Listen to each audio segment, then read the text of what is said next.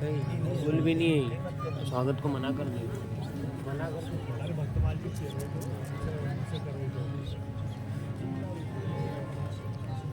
बड़का रखना है ना। कितने का है?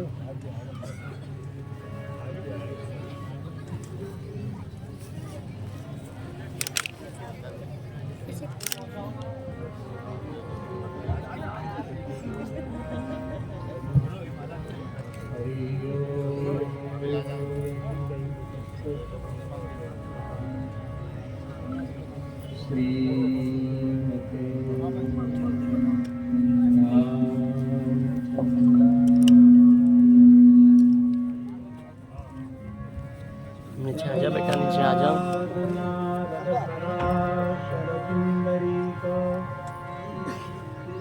सब पकड़ के रख दिया, यहाँ पे पकड़ ले।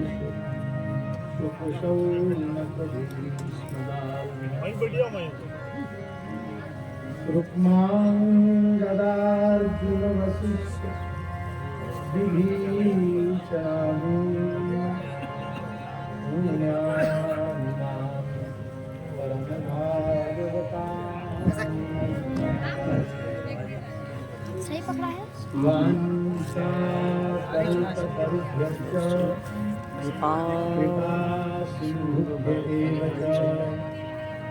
पतितानां पावनेभ्यो वैष्णवेभ्यो श्री सीतानाथ समारम्भाम् श्रीरामानन्दार्य मध्यमाम् अस्मदाचार्यपर्यन्ताम् वन्दे गुरुपरम्पराम्।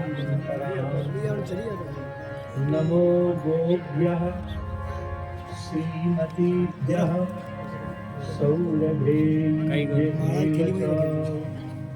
नमो ब्रह्मसुताभ्यश्च छोटा करके हाथ में पकड़ लूंगा। वागर्ताविव सम्पृक्तौ वागर्थ प्रतिपत्तये जगतापतरौ वन्दे पार्वती परमेश्वरौ। भक्त भक्ति भगवन्त गुरु चतुर्नाम बपुए इनके पदबंधन किए नाशे मंगल आदि विचारि रह वस्तु श्री हरिजन को यश हरिजन मंगल सब संतन मिलि निर्णय कियो मति श्रुति पुराण इतिहास जीवे को कोई सुधर के हरि के हरिदास श्यामा प्यारी पकड़ के रखना है ना मत। जय जय श्री बेटा नीचे आ जाओ, थोड़ा नीचे आ जाओ, नीचे आ जाओ। वीडियो बना रहे श्यामा प्यारी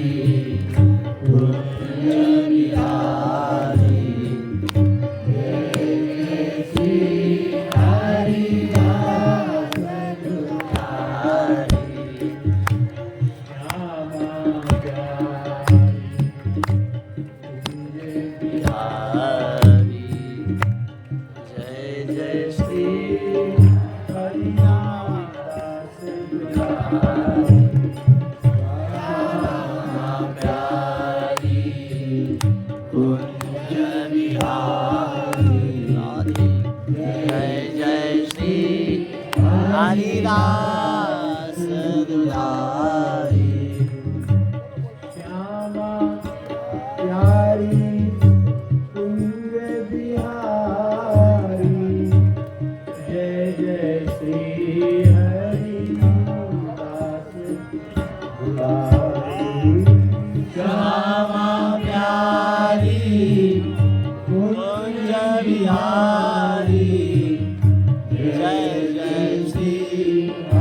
हरिदास दुलारी श्यामा प्यारी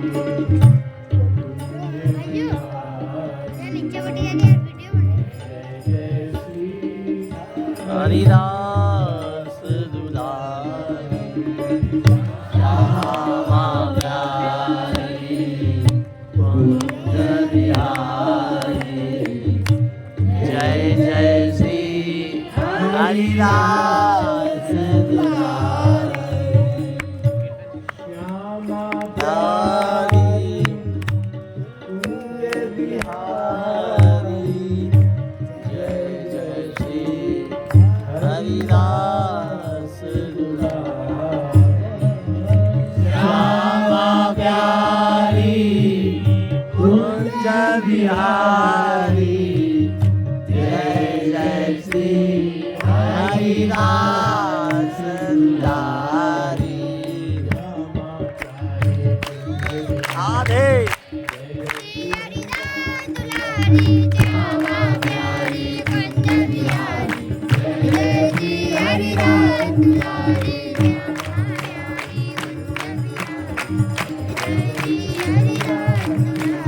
श्यामा प्यारी कुंज बिहारी जय जय श्री हरिदास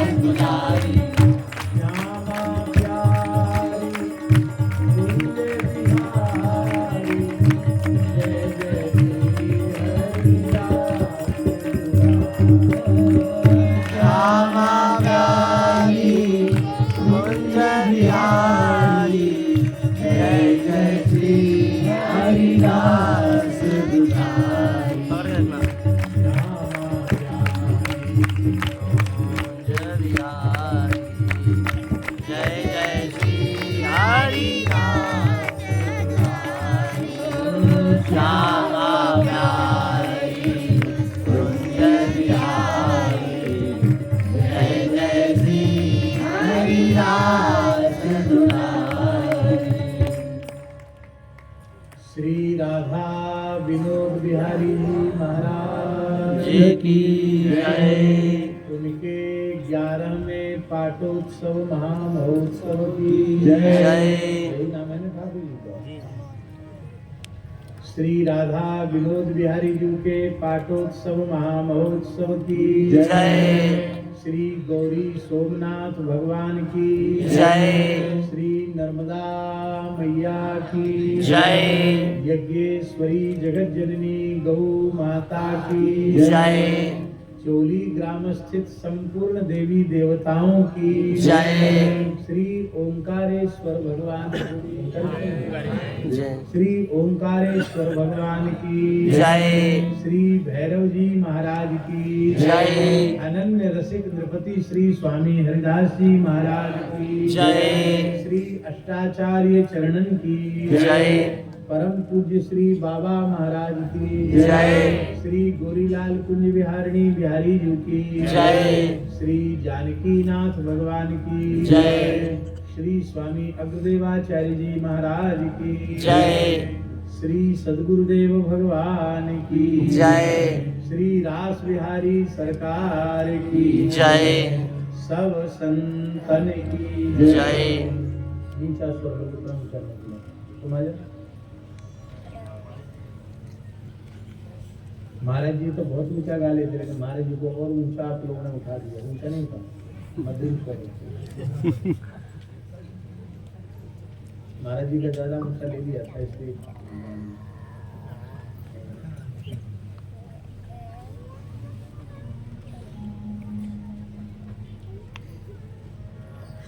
जय जय श्री राधे, जय जय श्री सीताराम, हर हर महादेव। ताई गौर हरि बोल। हरिशरणम।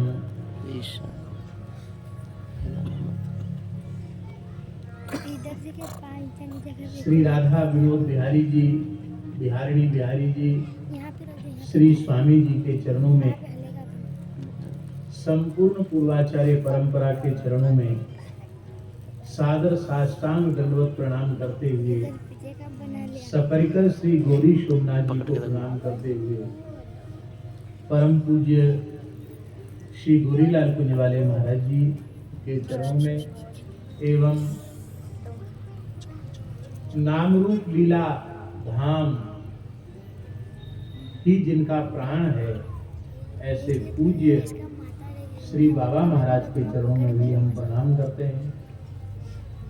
सभी संतों के, ब्राह्मणों के, वैष्णवों के चरणों में हम यथा योग्य प्रणाम करते हैं।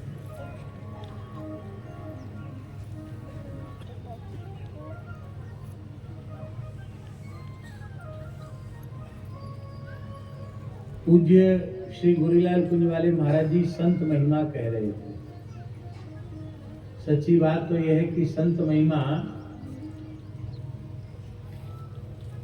चोली में आकर प्रत्यक्ष देखने की है।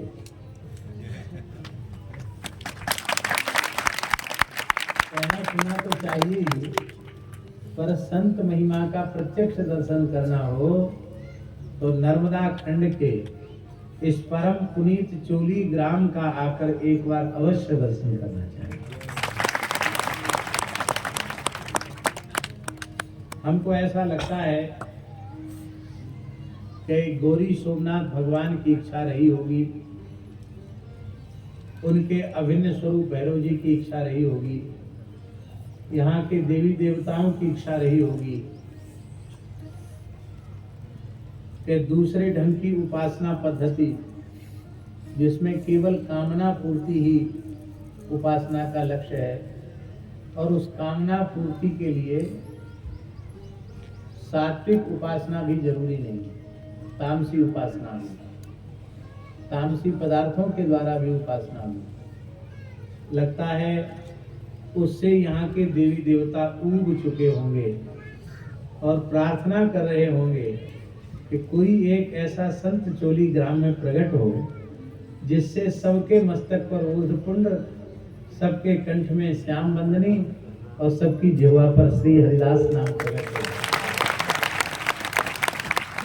लगता है उसी भावना की पूर्ति परम पूज्य बाबा श्री अलवेली शरण जी महाराज के मंगलमय प्रादुर्भाव से चोली गांव अब गांव नहीं रह गया।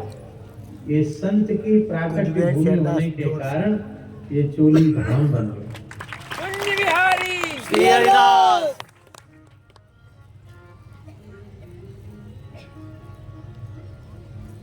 इस निमाण क्षेत्र में सारा की सार, गोप्याति गोप्य जो नित्य विहार का रस है, जो अत्यंत अत्यंत सुसूक्ष्म है, उस स्वामी जी का अत्यंत हार्द भाव इस निमाण क्षेत्र के एक छोटे से गांव में प्रकट हो जाए। वहां वाणियों के पद वहां के ग्रामीण लोग गाने लग जाएं, ये संत महिमा नहीं है तो और क्या है? ये संत महिमा है। ये आप लोगों की सामर्थ्य नहीं है, ना आपका पुरुषार्थ है, ना आपकी सामर्थ्य है, ये संत महिमा है। ये परम पूज्य बाबा श्री अलवेली शरण जी महाराज की हम आप सब पर अनंत कृपा है। हम सच्ची बात बताएं, हमने जब ये सुना, श्री रसिक माधव दास जी का फोन आया। वो तो स्वयं वृंदावन के बाहर जाते नहीं, प्राय जाते ही। पहले कभी दिल्ली जाते थे, सवेरे गए शाम को आगे, दिल्ली भी नहीं जाते प्राय। और वृंदावन में भी, वृंदावन के बाहर जाते उनका भीतर का मन खराब हो जाता है। कभी कहीं घबराहट हो रही, कभी कहीं बीबीआई हो गया, कुछ न कुछ उनको उपद्रव शुरू हो जाता है। अच्छी बात है। तो बाबा के चरणों में, महाराज जी के चरणों में बड़ी अगाध श्रद्धा रखते हैं। तो बोले महाराज जी, बाबा का शरीर ठीक नहीं है, स्वस्थ नहीं है, आप प्रार्थना कर लीजिए बाबा इस बार यात्रा न करें। चिकित्सक भी सलाह नहीं दे रहे हैं कि बाबा अब वृंदावन के बाहर जाए। गोयल जी को इस बात की जानकारी नहीं, लेकिन जब हमारी बात हुई और ये बात सुनने में आई कि पूज्य बाबा ने विचार किया है कि श्री राधा विनोद बिहारी जी के पाटोत्सव में हम अवश्य जाएंगे। बाबा का संकल्प जब हमने सुना तो हमने पक्का निश्चय किया कि निश्चित बाबा तो वस्तुतः निरंतर श्रीधाम वृंदावन में ही है। भाव की दृष्टि से फिर आधे पल के लिए भी वृंदावन की भूमि से बाहर नहीं है। लेकिन इस अशक्त शरीर में इतनी लंबी दूरी तक यात्रा करके जो पूज्य बाबा पधारे हैं, उस पधारने में केवल एक ही प्रयोजन है, आपके हृदय का ज्ञान, आपके हृदय का वैराग्य, आपके हृदय की भक्ति और अधिक पुष्ट हो जाए। भेजो इनको। बैठ जा बेटा, बैठ जा, जल्दी से बैठ जा, बाबा जल्दी ने कर पधारते तो हमारा शरीर भी इस योग्य नहीं था कि हम यात्रा करके हम वृंदावन तक जैसे तैसे पहुंचे हैं। और वृंदावन के बाहर तो बिल्कुल जाने का भाव नहीं था। हमारे गंगादास जी ने कहा कि हम महाराज जी से बात कर लेते हैं, बाबा से बात कर लेते हैं, आप इतनी तबीयत खराब है बिल्कुल मत जाओ। हमने कहा भाई हमारी उम्र देखो और बाबा की आयु देखो, हमारे शरीर की अवस्था देखो और बाबा के शरीर की अवस्था देखो। बाबा इस अवस्था में इस शरीर से वहां जाकर विराजे हैं और पूज्य गोरीलाल कुंज वाले महाराज जी विराजे हैं, तो हम भले ही कुछ न कर सकें, वहां जाकर पड़े रहेंगे और हम जाएंगे जरूर।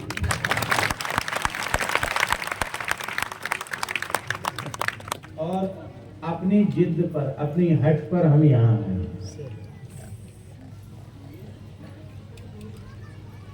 इन संतों के श्रीधाम से बाहर जाने का प्रयोजन क्या है? क्या प्रयोजन? क्यों? अरे मन वृंदा विपिन निहार, अरे मन वृंदा विपिन निहार, विपिन राज सीमा के बाहर, हरिहु को न निहार। लोह के कारण वृंदावन छूटता है तो यद्यपि मिले कोटि चिंतामणि, एक चिंतामणि मिल जाए तो काम है यार, जो चाहोगे वो मिल जाएगा। कहाँ बाहर जाने की जरूरत कहाँ है? किसी से संपर्क संबंध रखने की आवश्यकता क्या है?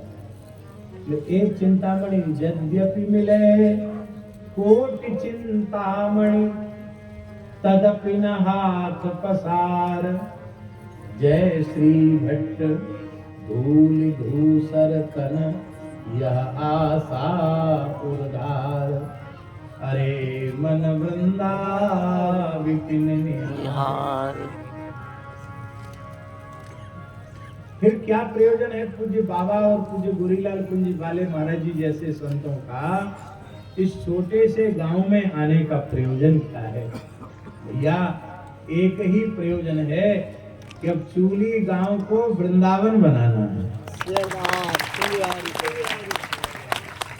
और बनाना नहीं है, वृंदावन बन गया।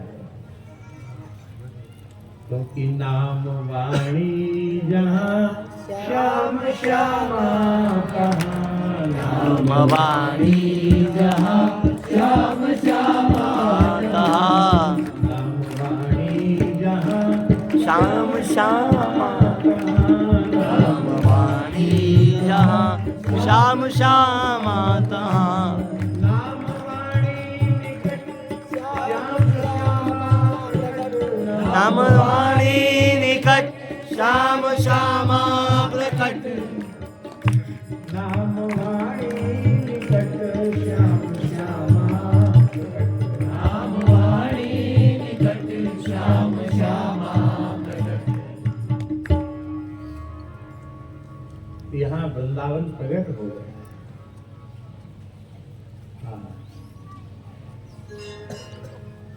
ऐसे ऐसे संत यहाँ कृपा पूर्वक पधारे हैं। ये इस गांव का सौभाग्य। देखो, पूज्य श्री महाराज जी ने श्री स्वामी भगवत ऋषिदेव जी के एक पद के माध्यम से संतों के गुणों का वर्णन किया। कितने गुण जामे सो संत।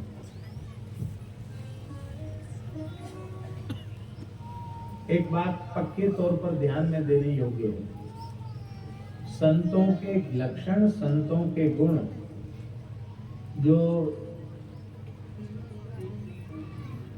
वेदादि शास्त्रों में वर्णित हैं, संत वाणियों में वर्णित हैं, वे लक्षण इसलिए नहीं है कि हम वे लक्षण दूसरे में घटाकर देखें और तब उसे संत माने, तब उसमें श्रद्धा करें, फिर सेवा में प्रवृत्त हो, इसलिए नहीं।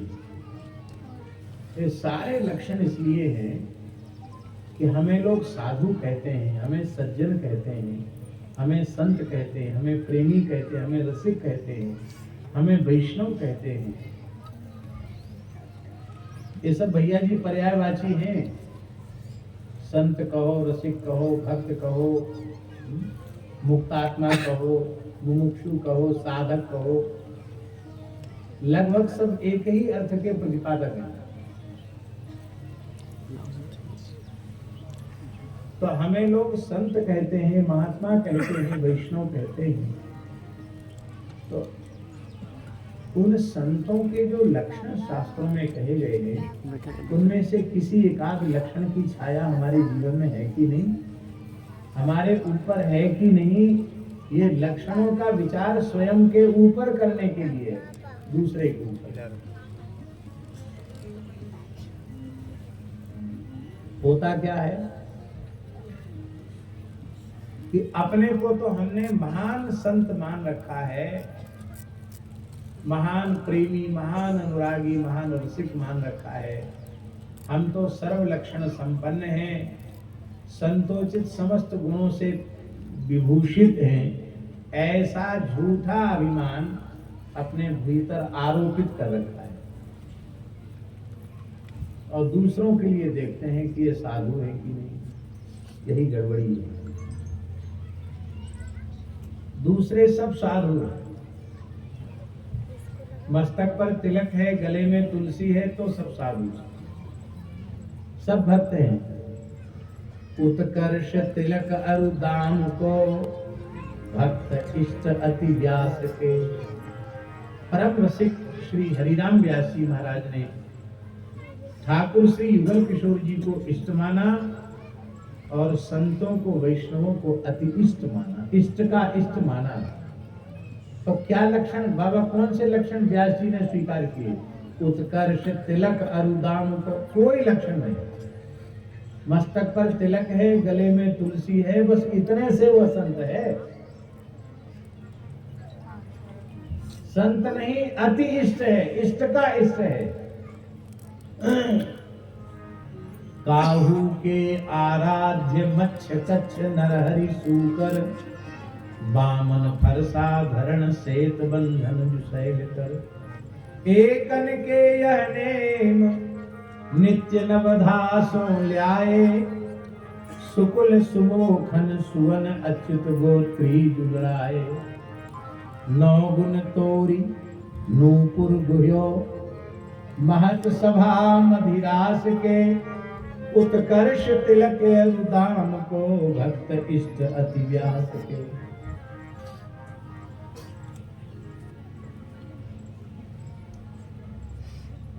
नाभाजी उदारता की दृष्टि में और आगे बढ़ गए बाबा। उन्होंने कहा कि मस्तक पर तिलक है, कंठ में तुलसी है, तो उसको प्रकट भक्त मानो और वैष्णवता का कोई चिन्ह नहीं है, भक्ति का कोई आचरण जीवन में नहीं है, तो भी उसे अंतर्निष्ठ भक्त मानो।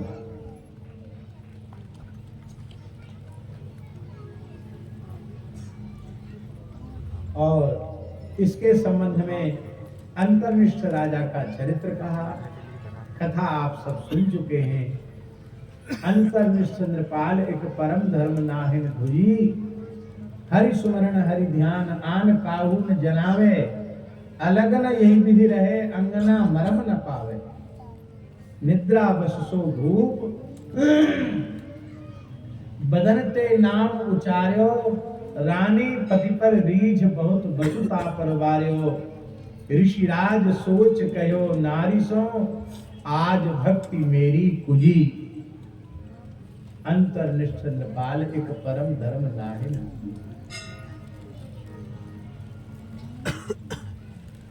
अहर्निश भगवान के नाम का स्मरण, स्वरूप का ध्यान और लीला का चिंतन करता था महाराज जी। अहर्निश और अलग न यही विधि रहे अंगना मरम न पावे, कोई अलग जाकर आंख मूंद करके ध्यान में बैठता हो सो नहीं। रानी यह नहीं अनुभव कर पाई कि मेरा पति भक्त है, अलग न यही विधि रहे अंगना मर्म न पावे, अंगना को उसको भी मर्म नहीं पता चला कि राजा भक्त है। और वह बेचारी रोती रहती थी कि हे प्रभु मेरा पति कब आपका शरणागत भक्त बन जाएगा, कब दास बन जाएगा। भूले भटके भी कभी इसकी जिह्वा पर आपका नाम नहीं आता, न कभी कथा सुनने जाए, न कीर्तन करने जाए, न किसी उत्सव महोत्सव में जाए, बस अपने राजकाज से मतलब है, बस दरबार में जाकर बैठना, प्रजा की बात सुनना, न्याय करना, व्यवस्था देखना, बस इतना ही काम है। साधन में इसकी स्वप्न में भी प्रवृत्ति नहीं है। और महाराज जी वो रानी समझती थी कि मैं सधवा नहीं हूं, मैं तो विधवा हूं, क्योंकि जीवित सब सम 14 प्राणी, 14 प्राणी जीवित ही मरे हुए के तुल्य हैं, उनमें हरिभक्ति विमुख वो मरे जीवित ही मरे हुए के समान है। तो भले ही संसार की दृष्टि से मैं सौभाग्यवती हूं, किंतु मेरा पति विमुख है, भगवत भक्त नहीं है, तो मैं तो सधवा होते हुए भी विधवा के जैसे इतनी दुखी रहती है। और निद्रा बससो भूप बदनते नाम उचार्यो, निद्रा के अधीन होकर के उसने मुख से भगवान का नाम उच्चारण किया। क्या नाम लिया, कौन सा नाम लिया? तो बाबा प्रियादास जी ने लिखा है निकस्यो हा बिहारी है। क्या नाम निकला? निकस्यो हा बिहारी है। भगवान की नित्य लीला में, नित्य महारास में उसका प्रवेश था। और ठाकुर जी रास में जैसे अंतर्धान हुए कि इसको सखी सहचरी भाव से विद्यमान था नित्य रास में बाबा। और ठाकुर जी जैसे ही कुंजी की ओट हुए, यह व्याकुल हो गया और हा बिहारी कहकर रोने लग गया। रानी ने देखा इतना करुणा से प्रेम से सना हुआ भगवान नाम किसी प्रेमी के कंठ से ही प्रकट हो सकता है। बत्ती को आगे बढ़ा करके देखा तो राजा के शरीर में अष्ट सात्विक भाव, अश्रु कंप पुलक स्वेद आदि सब भाव उसके शरीर में जागृत हो रहे थे। रानी प्रेम पथ की पथिका तो थी, जानती तो थी, सत्संग करती थी, प्रेम के लक्षण अनुभव करती थी। उसने समझ लिया कि राजा की अवस्था क्या है। तब अपने आंचल से उसके राजा के शरीर के स्वेद को पूछने लगी, पसीने को पूछने लगी। जैसे ही राजा का स्पर्श हुआ, स्पर्श होते रानी में भी सात्विक भाव जग गया। तब तो और अधिक आश्चर्य हुआ, ये इतना उच्च कोटि का प्रेमी रसिक भक्त है कि इसके स्पर्श से मेरे भीतर प्रेम का संचार हो गया। राम राम राम, मैं तो बहुत ठगी गई। इस महान भक्त को मैंने अब तक विमुख माना और अभाव पूर्वक में जीवित रही, बहुत दुखी हुई। राजा तो प्रातः काल उठ करके स्नान आदि करके दरबार में चला गया। लौट कर आया तो देखा पूरे महल में खूब जोर की साज सजावट हो रही है और शहनाई बज रही है, मंगल वाद्य बज रहे हैं, बधाई बट रही है, नाच गान हो रहा है, संकीर्तन हो रहा है। तो राजा ने पूछा कि तुम तो हमेशा कोई ना कोई उत्सव मनाती ही रहती हो, आज कौन सा उत्सव है? इतनी सजावट कैसे हो रही है? तो रानी ने कहा, महाराज आपका प्राकट्य महोत्सव मनाया जा रहा है। प्राकट्य क्या बात बोल रही हो? हाँ, अब तक आप अप्रकट थे, आज प्रकट हुए हैं, आपका जन्मोत्सव है। नहीं, ये तो मेरी जन्मतिथि नहीं है। कहा देखो, अब तक आपने इस दासी को ठगा, अब आप ठग नहीं सकते हो। मैं आपको पहचान चुकी हूं कि आप महान प्रेमी, अनुरागी, रसिक भक्त हैं। आप कौन है मैं पहचान गई, इसलिए आपके प्राकट्य का उत्सव मनाया। कहा बिना सिर पैर की बातें करती हो, हमारी बात तुम्हारे पल्ले नहीं पड़ रही है, तुम क्या कह रही हो समझ में नहीं आ रहा है। भगवान, आपने निद्रा के अधीन होकर स्वप्न की अवस्था में श्री बिहारी जी को पुकारा, निक्स्यो हा बिहारी है, सारी बात बताई। मैं आपके चरणों की शपथ लेकर कहती हूँ, चरणों को छूकर सौगंध खाती हूँ कि आपके मुख से भगवान का नाम निकला है।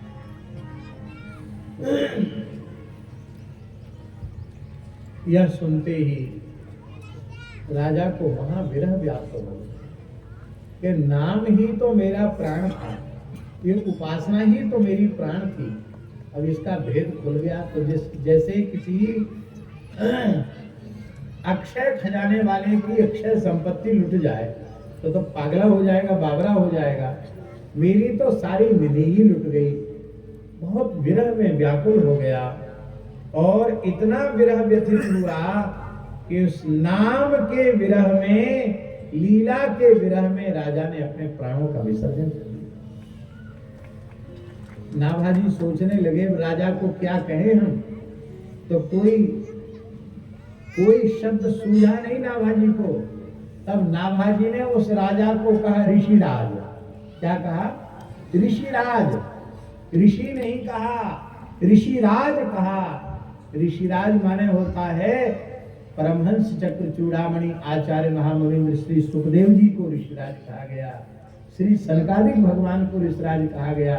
उस कोटि में नाभाजी ने राजा को रखा। ऋषिराज, उस ऋषिराज ने अपनी नारी से कहा, ऋषिराज सोच कहो नारी सो, आज भक्ति मेरी कुजी, आज मेरी भक्ति लुट गई। आपके घर में कोहनी हीरो का जखीरा है, पर किसी को पता नहीं तो सुरक्षित है, और पता चल जाए तो, पता लग जाए कि इनके घर में हीरो का जखीरा है, तो बाहर के चोर तो पीछे आएंगे, घर के लोग पहले चोरी करेंगे। जो घर के निकट के लोग हैं, जिसका जो हाथ पड़ेगा वही चोरी कर लेगा। भक्ति तब तक सुरक्षित है जब तक लोगों को पता नहीं है कि इसके हृदय में भगवान की भक्ति है। तो ऋषिराज सोच कहो नारी सो, आज भक्ति मेरी थी। और जब राजा ने देह त्याग किया तो रानी को भी महाविरह व्याप्त हुआ। उसने विचार किया, जब तक पहचान नहीं थी, महात्म्य का ज्ञान नहीं था, तब तक तो मैं अभाव में जी, और जब पता चला कि महान प्रेमी भक्त है तो मेरा वियोग हो गया। तो ऐसे राजा के चरणों के पीछे ही मुझे जाना है।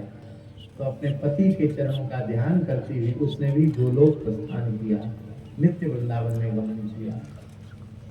अब फिर ध्यान से बात सुने। अब बिना तिलक कंठी वाले लोग अपने मन में यह अहंकार न पालें कि अब हमको तो महाराज ने व्यासपीठ से अंतर्निष्ठ वक्त बता दिया, तो अब हमको तिलक कंठी इस सब की कोई जरूरत नहीं, हम अंतर्निष्ठ हैं। भैया तुम भीतर से हो तो बहुत सौभाग्य की बात है, लेकिन भीतर से अपने को ऐसा मानना नहीं। ये तो हम लोगों के लिए दृष्टि है कि हम किसी जीव के प्रति अभाव न रखें। तिलक स्वरूप है तो प्रकट भक्त है, और वैष्णवता के चिन्ह नहीं है तो अप्रकट भक्त है। हम भक्त मानकर सबका आदर करें, किसी का अनादर, किसी की निंदा, किसी का तिरस्कार हमारे द्वारा अंतिम में एक बात कहकर हम अपनी वाणी को पूरा करेंगे।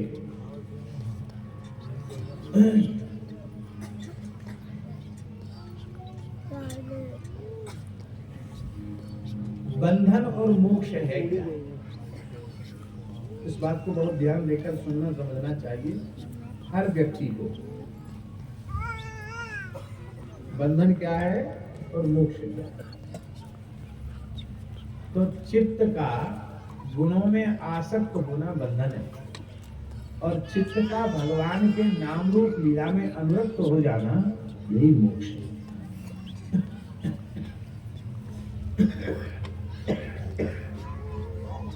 चेतः खल्वस्य बंधाय मुक्तये चातुनो मतम गुणेषु सक्तम बंधाय रतम वा पुंस मुक्तये। चित्त का बाबा एक ऐसा स्वभाव है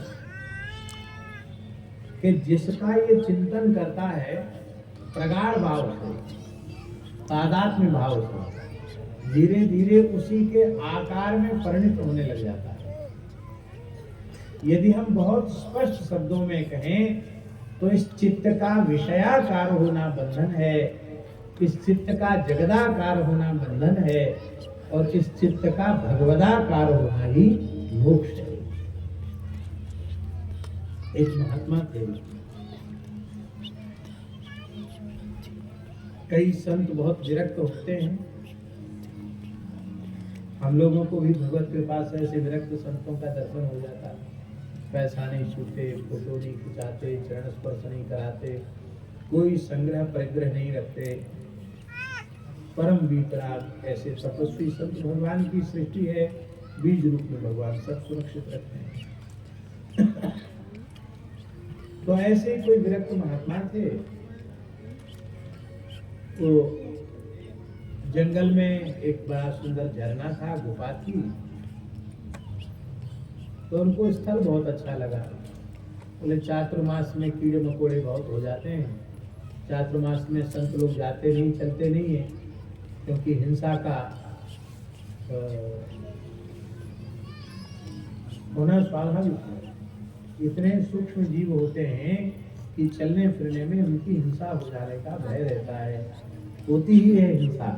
इसलिए चातुर्मास में महात्मा लोग आवागमन करते हैं।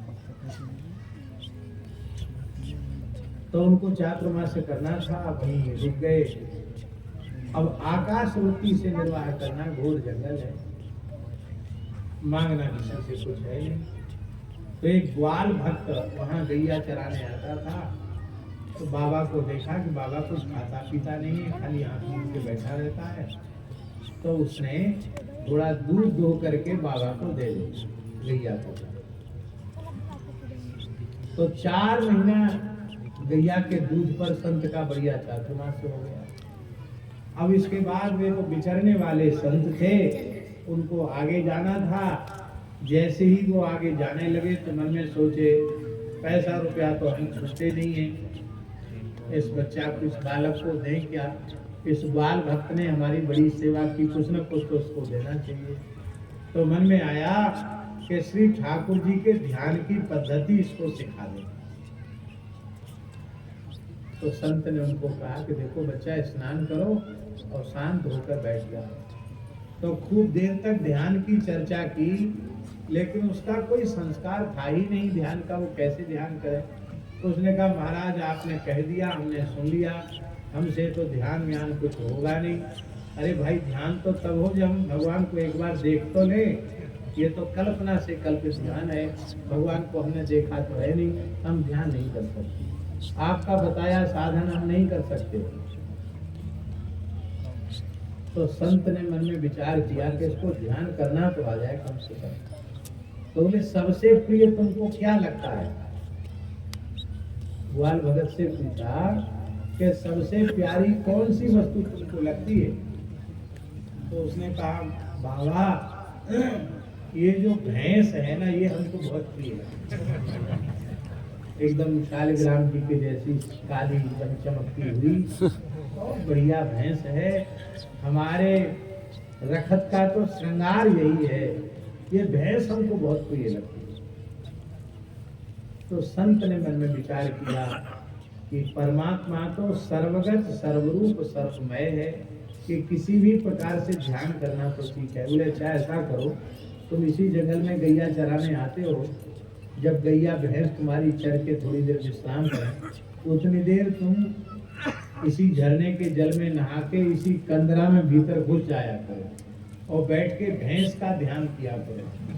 ऐसी काली काली भैंस है, ऐसा मुंह, ऐसी आंखें हैं, ऐसे सींग हैं, ऐसे पैर हैं, ऐसी पूंछ है।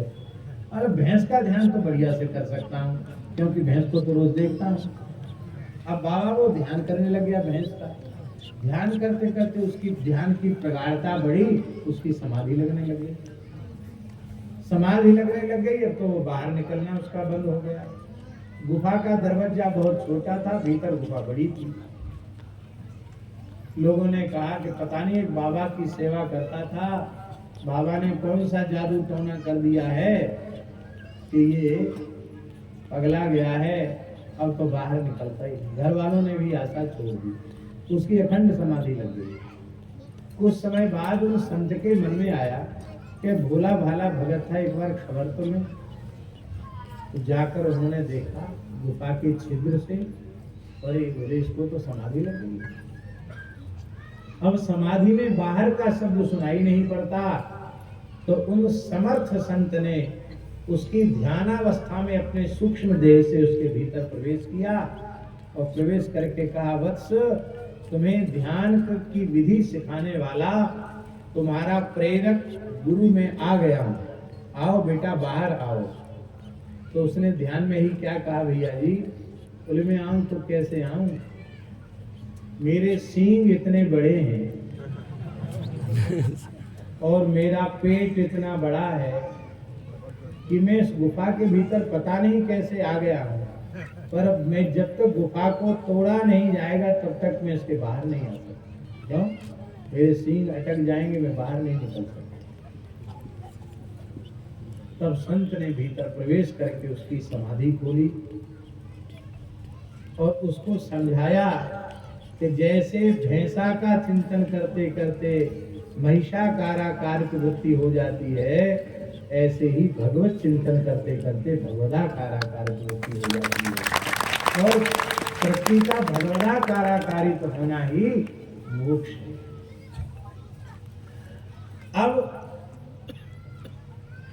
भगवान के स्वरूप की महिमा, भगवान सच्चिदानंद हैं और अपनी कृपा करुणा से भगवान के स्वरूप की झलक संत ने दिखा दी। तो विधि तो वहां तक जान ही चुका था, अब केवल बस यहां से उठाकर वहां रखने की बात थी। बुल्ले शाह जी का सुना है ना, बुल्ले शाह जी का सुना है, बक्सर वाले मामा जी बोलते थे। बुल्ले शाह के जो गुरु थे वो बड़े ऊंचे सिद्ध थे, वो भी किसान थे। बुल्ले शाह भी बहुत गरीब आदमी थे, किसान ही। तो बुल्ले शाह अपने गुरु जी के पास गए और उनका प्रश्न था कि परमात्मा में अपने मन को कैसे लगावें। तो उनके गुरु जी भी गरीब थे, गृहस्थ व्यक्ति थे, तो खेत में धान रोप रहे थे। तो गुरु जी को उसने दंडोत किया बुल्ले शाह ने, और दंडोत करके कहा कि गुरु जी हम ये पूछने आए हैं कि परमात्मा में बुद्धि को कैसे लगावें।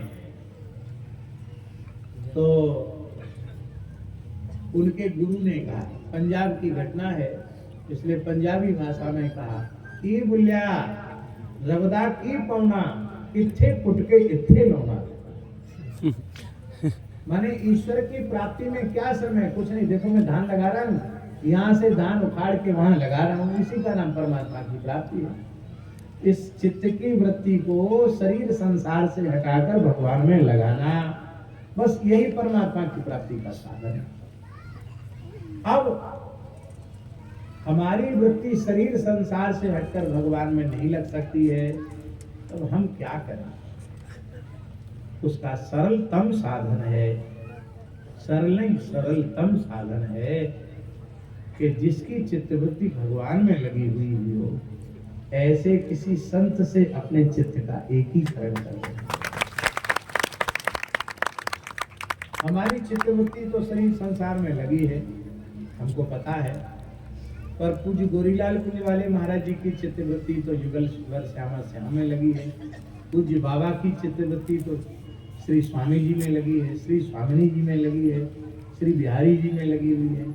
तो इनके चित्त से अपने चित्त को जोड़ देने से हम आपकी भक्ति भी सहज श्री राधा विनोद बिहारी जी के चरणों में जुड़ जाएगी।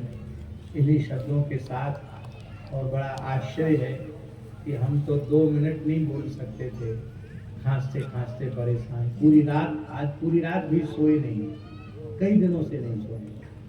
लेकिन ये महाराज जी की ही कृपा करुणा समझो जो इतनी देर बोल लिए। और अब यही अपनी वाणी को विराम। जय जय श्री राधे, जय जय श्यामा, श्याम, जय जय श्याम, जय जय श्री वृंदावन।